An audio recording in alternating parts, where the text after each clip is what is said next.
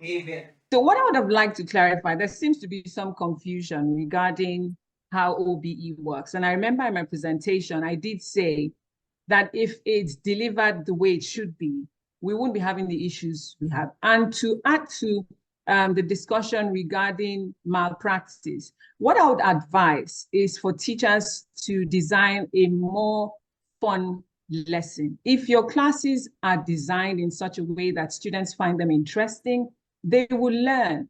If they're there just because they think, oh, well, I have to pass this exam and I have to listen to the teacher even if I'm not enjoying this class, there are no resources to make it engaging, I'm not going to try.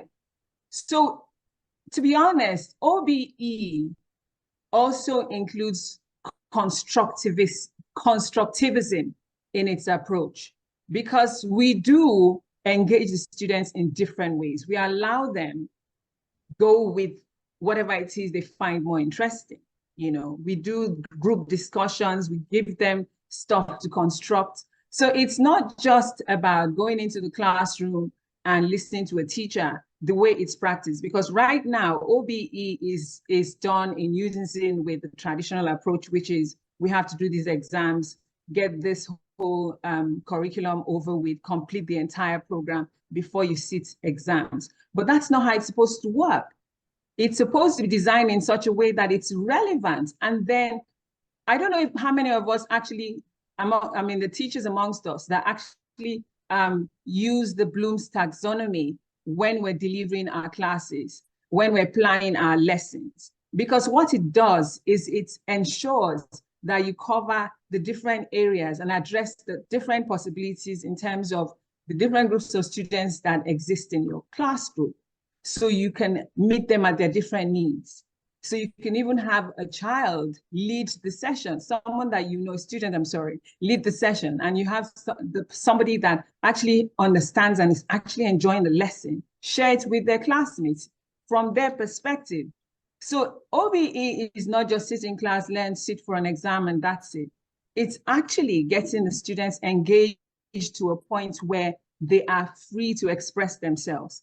Now, with OBE, again, I don't know, Bloom's taxonomy, how do I break this down really quickly? So there are different levels of understanding. When you first introduce a concept and the students in your class have never experienced much of what you're going to be talking about, they're at the very low end, and then you use easier verbs, if you will, to design your learning objectives. Because at that point, it's just knowledge you're interested in. Do you know what I'm talking about? Do you understand? And then after that, you can apply. But a lot of teachers just are only interested in, okay, you know where we are, do you understand? They don't get to the application stage or the synthesis bit where you actually put things apart, bring them together, and then how you evaluate the entire lesson, you know, perhaps with a PowerPoint presentation and all of that. So we have to make it fun. If it's not fun, they can't be engaged. If they're not engaged, learning hasn't really taken place. So we need to look at what exactly we're doing. And it starts with the way we plan our lessons. It's not just the outcomes, you know. Thankfully, we get that. There has to be some outcomes. And the male panelist up there did say something about if you're hoping to get more doctors, you design the curriculum in such a way that you get the students, you know, channel their learning in that direction. So you get more of them out there. It's not just a free will thing where everybody can go whichever direction they want to. It's us helping them find themselves by exposing them to different experiences and to different ways of learning, and giving them things that they can handle. So they're not overwhelmed with this new information and they don't know, okay, I don't like this because I never get what this teacher is talking about and everybody else has gone ahead of me. With OBE, we actually group them, we differentiate the students, we plan extra lessons for them so they can catch up. And the way OBE is meant to be is you do not grade their performance. Pretty similar to the constructivist. You're not supposed to. That's the traditional way. So with OBE, you actually move according to levels. So you say, okay, this child has achieved this level. He can now move on. So you scaffold as well. So it's for us to do this right, by understanding how to plan the lessons. And in planning, we have to plan the delivery of the lessons. So it's not just, okay, I have this curriculum and I have this outcomes that I'm expected to achieve with these students. But how do I get there? By carrying the students along. So I think we might want to do a bit more research and honestly understanding Bloom's taxonomy better and how it helps teachers deliver better by understanding the different levels of students in their class groups. We will get better results. And I think exam malpractice will reduce significantly. Thank you. Thank you, Ms. Abili, for that. As you were talking, I just thought I would share this example. Many years ago, I taught English in a Lagos State school. The school where I taught was a mixed pot of children that lived in Victoria Island, Ikoyi, Isaleko, and the Warders Barracks. So it was a mixed pot. And I was teaching English. And the children had to learn to read and write and express themselves. So I was supposed to teach English and how to write it and speak it. So what I did as a teacher then was to go into Vanguard newspaper. There used to be these Mr. and Mrs. And every week I'd cut out a cartoon clip and would bring it to class, you know, a very debatable one. And sometimes we would have boys versus girls. Sometimes I let the children take sides, you know, and we debated those things. Now I had my rules, which the children or the students came up with. You don't laugh at anybody. I, as a teacher, would correct the grammar. I, as the teacher, would put a construction in place so that the children could follow me. And by the end of the term, I had a class of learners who believed that they had to speak English properly, who believed that they had to write English properly, who would by themselves begin to write stories and bring it to me, you know, to see like, I'll see what I have done over the weekend, you know. And yeah, we passed English in that school that year. We didn't fail English. The lowest mark was a P7, and we didn't cheat. So the children thoroughly enjoyed English classroom. They even changed the way they spoke. They'd be like, "Good morning, Miss Yinka," you know, because we had to say good morning, and I'll say, "How was your night?" And then they will tell me how it was, and then they say, "And how are you?" And I'll say, "I'm fine, and you?" You know, and we just carried on like that, and we enjoyed ourselves. And English became fun, you know, for a school where we had children from everywhere. And I mean, that was one thing I learned, and I think it will work if we as teachers become a bit more concerned, I'm using the word concern, about the learners in our classrooms. Thank you. We can see that when we say outcome-based learning, it doesn't exclude the student. And when we say constructivist, it doesn't downplay the role of a teacher. The teacher also they have to be on top of their content area, their subject matter to learn.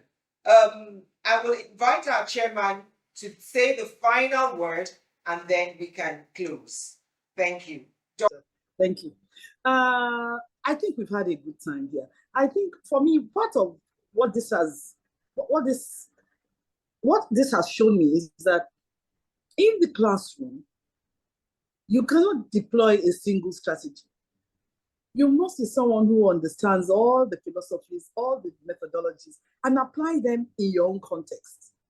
Because context varies. Look at the last speaker. I'm so sorry, I didn't catch her name, but I loved the analogy of how she teaches in the classroom. And also our very first speaker about how, you know, how she uses Bloom's taxonomy in the classroom. That means that in your class, you have to read your class, understand your class, and see how best all the learners can learn. They can't learn at the same place. They can't learn in the same way. They can't learn at the same time. So you have to be a teacher who is so skilled that you understand the theory and you understand how you can use all these theories to support teaching and learning in the classroom. I'm very excited and I thank all the speakers. The questions too, I think we've had a good time. Questions like the school owner wants me to cheat in the classroom. Well, I'm not sure I can. I'm certain that I cannot work under such a condition. I don't think anybody on earth can make me work under such a condition where someone makes me go against my principles to do things that are not right. And so I won't say more than that. That you two are colluding, and in future it will work against you. If you are in an institution where you are helping the students to do things they shouldn't do, and then they pass, and after a while, students from your school are known, because even there are places I know that they don't take students from some particular schools or workplaces from some particular universities because they just don't know anything. They even might have a first class, but you find the first class is shallow. So why are you contributing to the failure of that child? Look at it that way. If you stay in an environment where you are forced to do things that are just not right, I don't think you should stay in such an environment. I know outside is harsh and hard, but I think it's better than to be in an environment that goes against your principles. So again, the other questions there showed me that we have to deepen the knowledge about how to make class more exciting, more interesting, more engaging for learners. It's not about the curriculum. It's not about passing exams. If children are well taught, if they are engaged with the learning process, if they can construct and make meaning of their own experience in the classroom, if it's relevant to them, if they understand how to apply their learning, I assure you they will pass. There are many schools I know that I even deal with where students are not, they are so taught in such a way that they themselves are so excited about the learning. They go and learn even beyond what the teacher has taught them in class. They will do well. But this whole unwholesome engagement, you have to pass this exam, to pass that exam, so that we engage in what you call shallow learning, so that at the end of the day is a system of regurgitation, cram and pour, and so on, where we know that cram and pour does not engage learners. So I think all of us have to go back to the drawing board, rethink about our classroom practices. School owners and school leaders, can we please not be part of this process of doing things that are unethical just because you want children to pass by all means? I know parents stress. I've been subject to stress by parents too. Now don't go and find out what your mates are doing. I'm not going to do that. If a child has an A with me, the child is an A, is a proper A. If he has an F, it's because he should have an F. So I think at this point, I think all of us need to go back to the drawing board, rethink, see how we can re-strategize, and see how we can apply the principles of deep learning.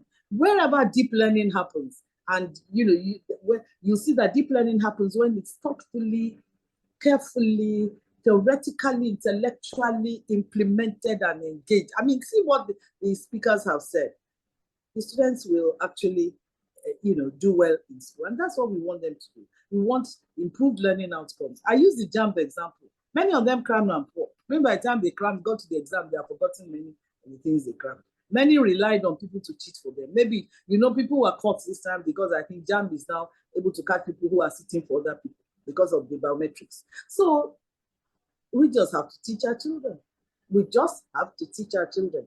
Once again, I thank the organizers of the conference. I thank I thank everybody who is here, all the panelists, the speakers, people who ask questions, those of you who stayed behind and listened to this very, very important topic. And I hope that going forward, Upskills, I hope to hear more from you. I hope we'll continue doing more. I'm now part of you in a way that excites me. And I know that this is just a taster, and more and greater things are to come.